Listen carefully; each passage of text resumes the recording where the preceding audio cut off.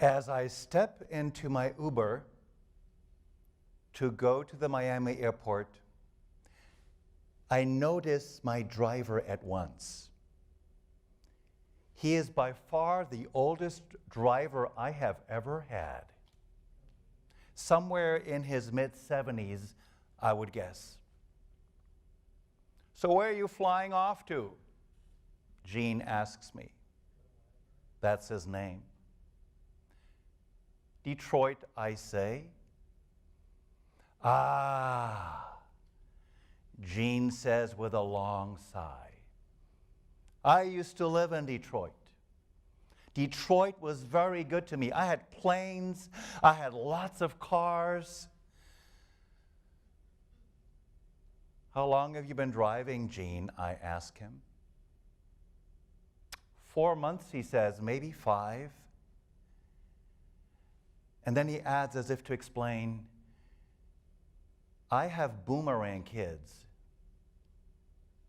"What are boomerang kids?" I ask him. I really don't know. "That's when your children leave home and come back to live with you." "How many boomerangs do you have, Gene?"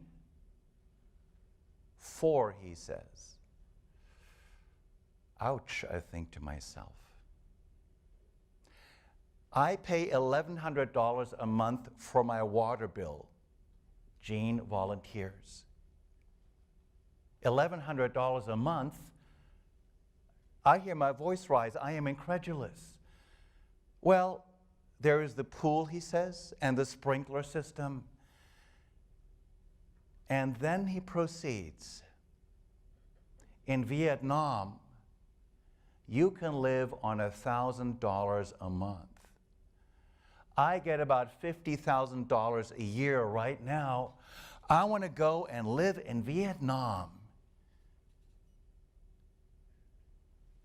I listen to Gene and I think to myself, this is not a story about money or Vietnam or the pathology of a certain family.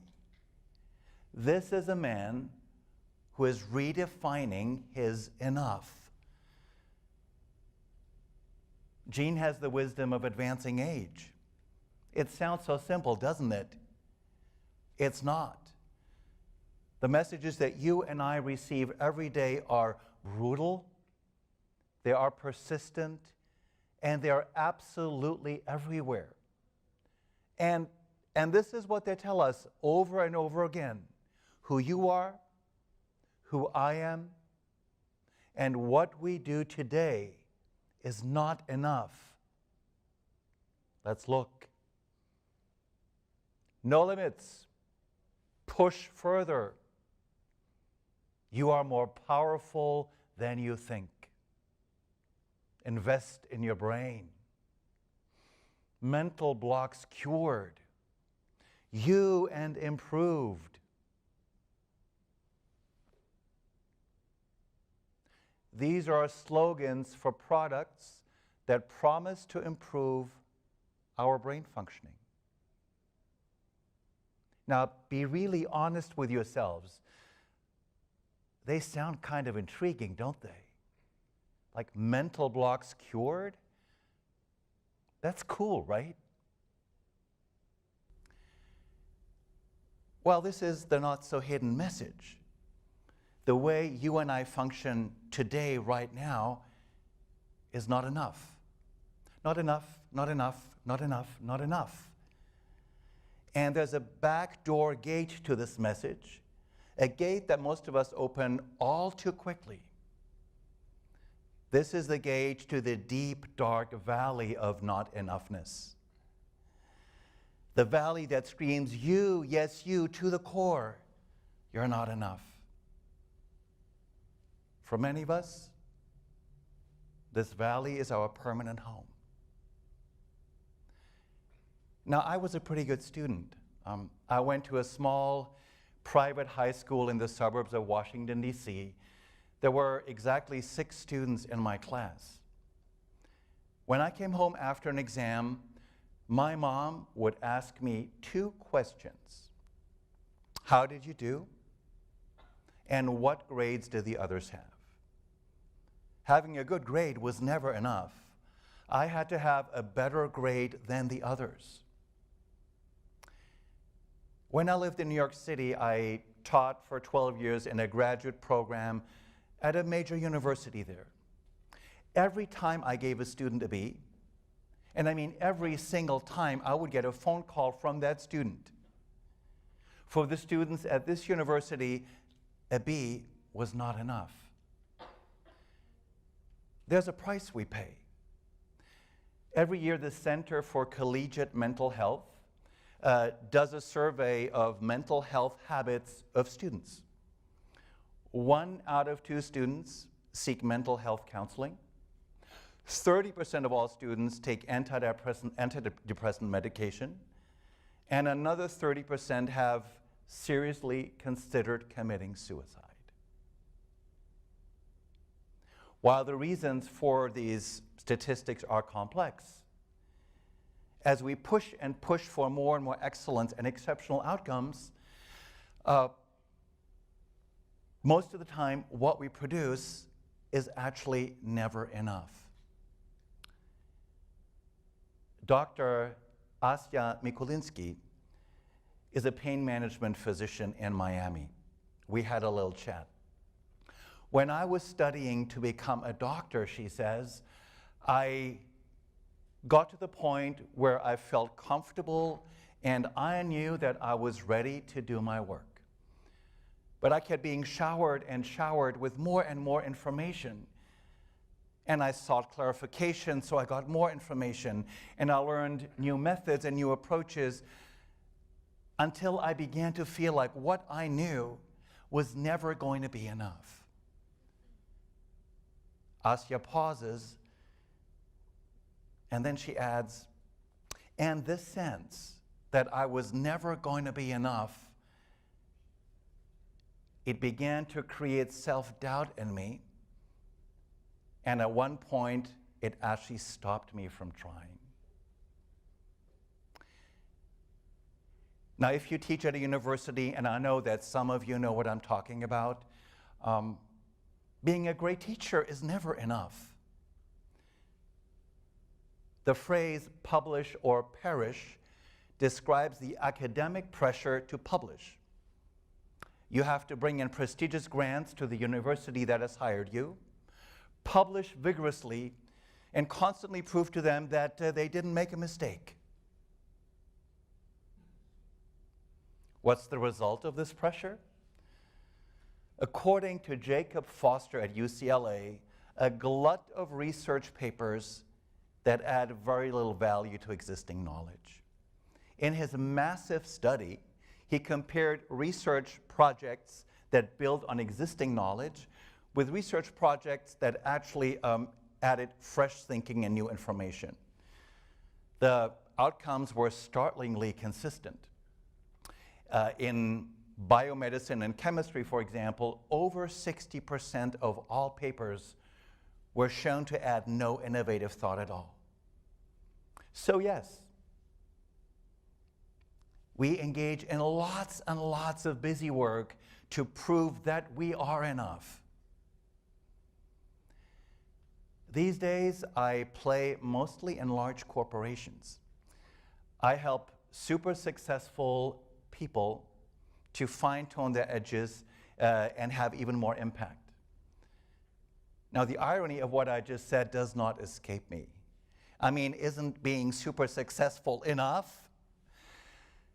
In corporations, folks have very explicit conversations about you. It's called talent management. And I believe in the process of managing talent, but the conversations that happen behind closed doors can be rough. A bunch of folks sit around a table, and chances are they'll look at a grid such as the one you see on the screen behind me right now. They talk about you, and then they place you in a box. Hey, what about Enrique? Where would you put him? Lisa, is she a high potential or a trusted professional? High potentials are the rock stars who climb to the highest echelons of the business world. Trusted professionals are folks who do a superb job in their current role, but are deemed, for whatever reason, to have reached the end of the line. As you look at this grid, ask yourselves, are you a high potential? Do you want to be a high potential? Is that important to you? Are you fine with being a solid contributor? What about being a trusted professional? What is your enough? Compared to the high potentials, everybody in this system is never quite enough. And this is the really vicious part of this blueprint. I coach high potentials, high potentials. And down the line, every single one of these brilliant folks has this gnawing sense that who he is and what she does is not enough. Now, maybe you work in a fast-moving startup and nobody has ever placed you in a box on a grid. Chances are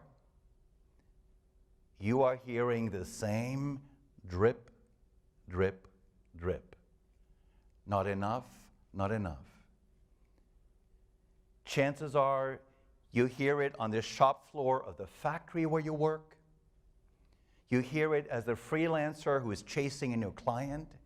And you hear it as the spouse who is staying at home and is not going to any workplace at all. Drip, drip. I get paid pretty well for the work I do. My mentor suggests I'm leaving money on the table. I live in a funky and emerging neighborhood in South Florida, right next to downtown Hollywood. Well, when you make more money, my friend Gustavo says to me, you're gonna move to the lakes, right? The lakes, you guessed it, is the fancy neighborhood. Drip, drip.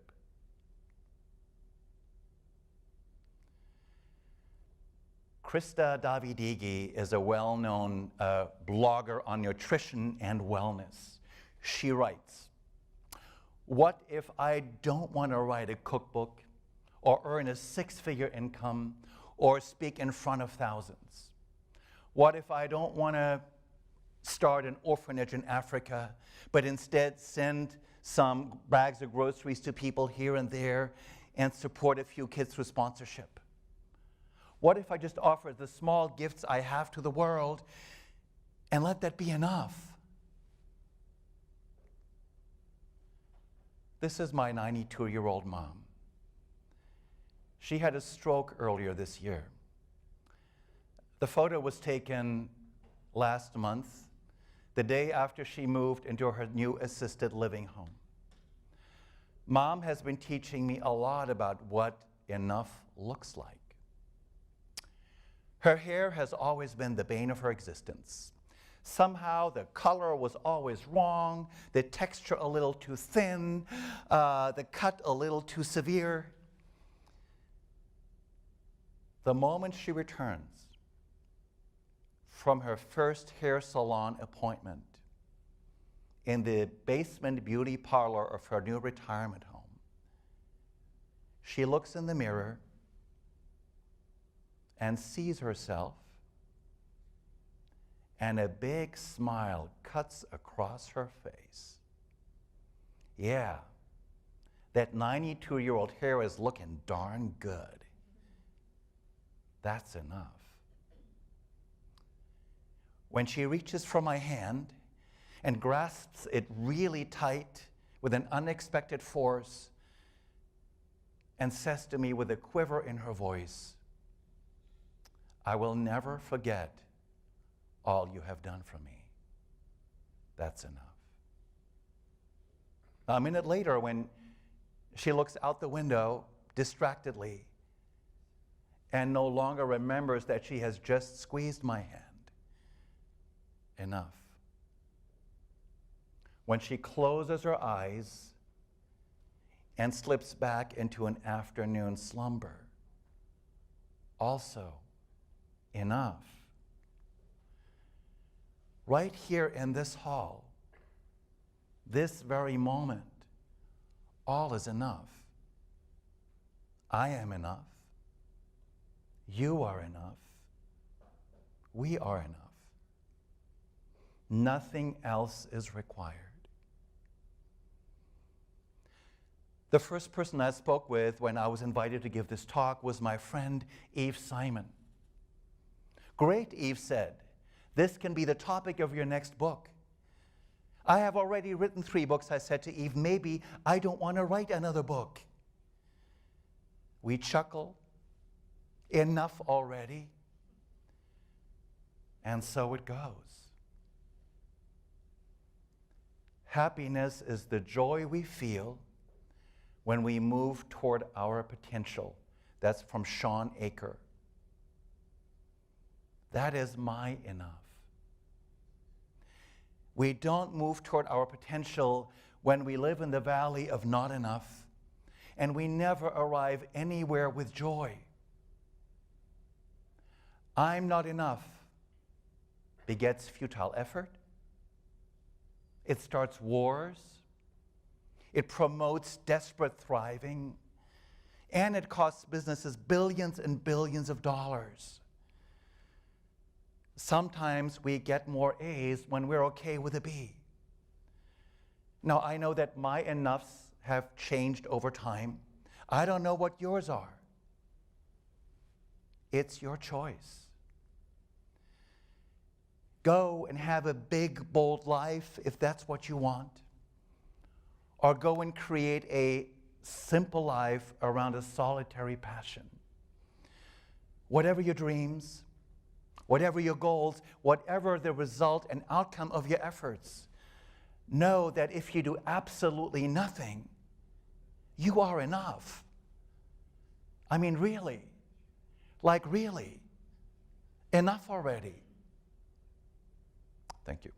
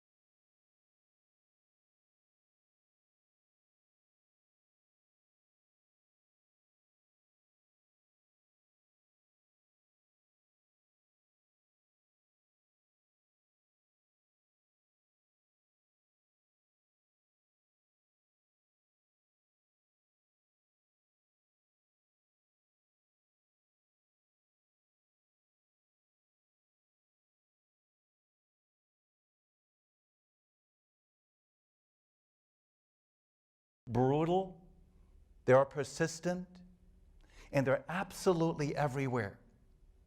And this is what they're telling us over and over again.